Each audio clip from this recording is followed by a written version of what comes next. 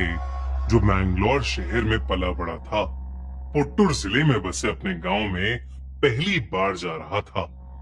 गांव में उनकी एक पुश्तैनी जमीन थी जिसे दाते के पिता बेचना नहीं चाहते थे, पर अपने पिता के गुजरने के बाद दाते अपनी पुश्तैनी खेत और जमीन एक होटल कंपनी को बेचने के लिए अपने गांव जा रहा था। उसकी गाड़ी जैसे तैसे अलग अलग गांवों के बीच से जा रही थी और उसको वही ढोल और चीखने की आवाजें हर जगह सुनाई दे रही थीं और उन जश्नों में जलती हुई मशालों से रात भी जगमगा उठी थी। वो ये सब अपनी जिंदगी में पहली बार देख रहा था। सब कुछ देखते देखते जब वो अपने गांव के घर में पहुंचा तो उसने देखा कि वो गांव भी बाकी गांव की तरह सजा हुआ था, पर वहां अभी कोई जश्न नहीं हो रहा था। जब उसने अपने घर का ध्यान रखने वाले काका से पूछा कि ये सजावट किस लिए है, तो उन्होंने उसे बताया कि गांव में अगले दिन भूत कोला होने वाला है। दाते के काका उसे भूत कोला के बारे में बताने लगे, लेकिन क्योंकि रात बहुत हो गई थी और दाते बहुत थका हुआ भी था, वो अपने काका की बात सुनने से पहले ही सो गया। अगले दिन होटल वाले उसके घर आए।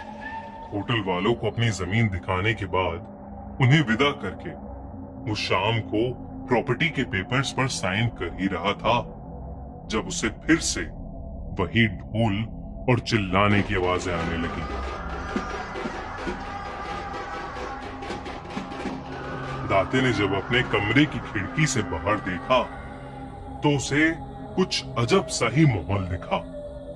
दाते गांव के उस जश्न को देखने के लिए पेपर्स को वहीं घर में छोड़कर बाहर चला गया। जश्न की जगह पर उसे ढेर सारे लोग एक ही जगह पर जमा हुए दिखे और वही ढोल की आवाज उसे और जोरों शोरों से सुनाई दी।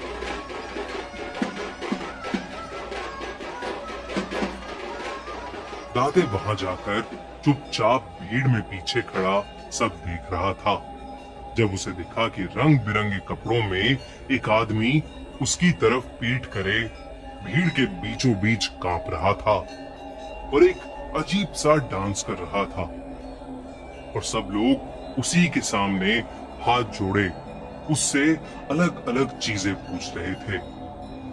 इससे पहले दाते कुछ समझ पाता, उस आदमी ने अचानक नाचना बंद कर दिया और वो भीड़ को चीरता हुआ दौड़कर दाते की तरफ आया और उसे घूरने लगा।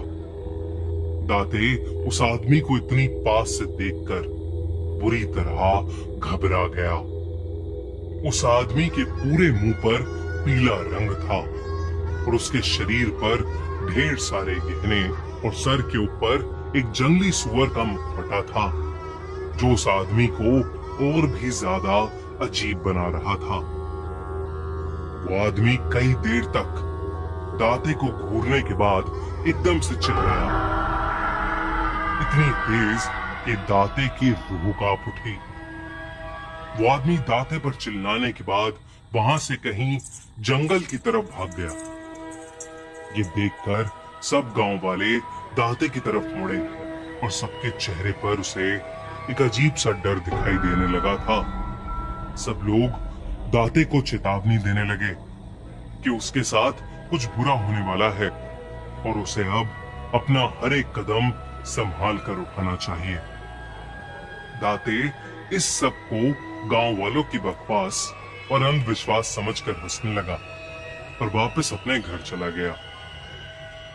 दाते अपने घर पहुंचा ही था कि उसके काका उसके पीछे भागते हुए घर आकर घबराए हुए उसे सब समझाने लगे। उन्होंने उससे कहा कि जो उस पर आकर चिल्लाए थे वो दरअसल पंजूरी देव थे जो गांव वालों और गांव वालों की जमीन की सुरक्षा करते हैं और गांव वालों को सभी दिक्कतों से बचाते हैं। वो हर साल भूत कोला के समय आते हैं और लोगों की सारी समस्याओं को हल करते हैं। और उन्हीं के आने की खुशी में हर साल ये जश्न मनाया जाता है। दाते के काका ने उसे बताया कि पंजूरी देव का दाते पर ऐसे चिल्लाने का मतलब यही था कि जो जमीन दाते बेच रहा था, पंजूरी देव उसको बेचने के खिलाफ था। दाते इन सब को सुनकर और जोर से हंसने लगा। उसके काका उसे समझाने लगे कि अगर उसने पंजूरी देव की बात नहीं मानी तो उसकी जान को खतरा भी हो सकता है। इस पर दाते अपने कमरे में पड़े हुए प्रॉपर्टी के पेपर्स को लाकर उन्हें साइन कर हंसता हुआ सोने चला गया। उस रात दाते आराम की नींद सो रहा था जब देर रात को उसकी नींद एक आवाज से खुली। जब उसने ध्यान से उस आवाज को सुना तो वो आवाज ठीक वैसी ही थी जैसे उसे शाम को भूत कोला में सुनाई दी थी, पर इस बार वो किसी के रोने की आवाज थी। डरा हुआ दाते जब आवाज के पीछे दरवाजे तक गया तो उसे दूर दूर तक वहां कोई नहीं दिखा। पर तभी एकदम से हवा में एक तेज चिंगारी आई और अचानक से पंजूरी देव उसके सामने आकर जोरों से चिल्लाने लगे। ये देखकर दाते के पसीने छूट गए और दाते बिना कुछ सोचे समझे अपनी गाड़ी में बैठकर उस गांव से निकलने लगा। दाते गाड़ी चलाता चलाता जंगल वाले रास्ते तक पहुंचा ही था कि तभी उसको कुछ दिखा जो देखकर वो सुन्न पड़ गया। अचानक से सोने के दांतों वाला और सोने का हार और मुकुट पहना हुआ एक जंगली सुअर उसकी गाड़ी के ठीक सामने आ गया। दाते ने डरते हुए अपनी गाड़ी मोड़ी और वो पास के एक पेड़ में जा लगी। दाते का एक्सीडेंट हो गया था और वो वहीं पर बेहोश हो गया था। दाते को जब होश आया तो वो हॉस्पिटल में था और उसके काका उसके बगल में बैठे थे। उन्हें देखते ही दाते जोर से रोने लगा। फिर उसने अपने काका से उसी वक्त जाकर प्रॉपर्टी के पेपर्स को लाने को कहा। उसके काका जैसे ही वो पेपर्स लाए, दाते ने उन्हें वहीं पर फाड़ दिया। हॉस्पिटल से डिस्चार्ज होकर दाते ने पंजूरी देव से क्षमा मांगी और वापस अपने घर मैंगलोर ये कसम खाकर चला गया कि वो अपनी जमीन कभी किसी को नहीं बेचेगा।